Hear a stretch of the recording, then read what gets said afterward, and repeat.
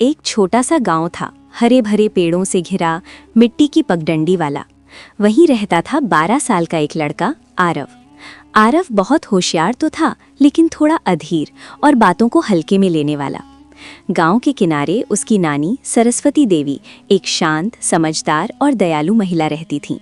उनकी सफ़ेद बालों वाली चोटी, लकड़ी की छड़ी और हमेशा मुस्कुराने वाली आंखें उन्हें पूरे गांव में अलग ही पहचान देती थीं। एक दिन आरव नानी के घर गया। देखा कि नानी पुरानी लकड़ी के बक्से से बहुत पुरानी, धूल जमी किताबें निकाल रही थी। आरव ने हंसकर कहा, नानी, ये पुरानी किताबें रखने की क्या ज़रूरत है? इन्हें फेंक दीजिए ना, किसी काम की तो है नहीं। नानी ने कुछ पल चुप रहकर किताबों को थपथपाया। बेटा, चीज़ें पुरानी हों इसका मतलब ये नहीं कि वो बेकार हैं।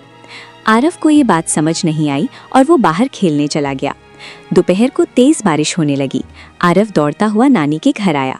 उसके कपड़े, बस्ता सब भीग चुके थे। नानी ने उसे तौलिए से पोंछा और गरम दाल चावल खिलाए। फिर कहा, तुम्हारा बस्ता तो एकदम भीग गया, किताबें खराब हो जाएंगी।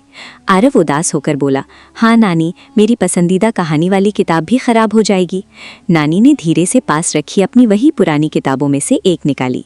पन्ने पीले हो चुके थे, लेकिन ध्यान से संभाले गए थे। लो बेटा, ये किताब मैं बचपन से संभाल कर रखे हूँ। जब मैं तुम्हारी उम्र की थी तब पढ़ा करती थी। हर एक पन्ने में मेरी कोई याद है। यही सब मुझे मजबूत बनाता है। आरव ने किताब हाथ में ली।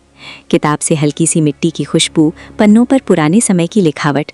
उसे अचानक एहसास हुआ कि नानी क्यों नहीं चाहती थी कि पुरानी चीज़ें फेंकी जाएं। आरव की आंखें नम हो गईं। उसने नानी के हाथ पकड़कर कहा, नानी, मुझे माफ़ कर दो, मैंने आपकी बात समझे बिना ही बोल दिया। नानी मुस्कुराई। गलती करना गलत नहीं है बेटा, लेकिन उससे सीख लेना सबसे बड़ी बात है।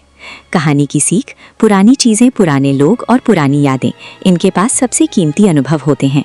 हमें उनकी कद्र करनी चाहिए, क्योंकि वे हमें वही सिखाते हैं जो नई चीज़ें नहीं सिखा सकती। चैनल को लाइक, सब्सक्राइब करें।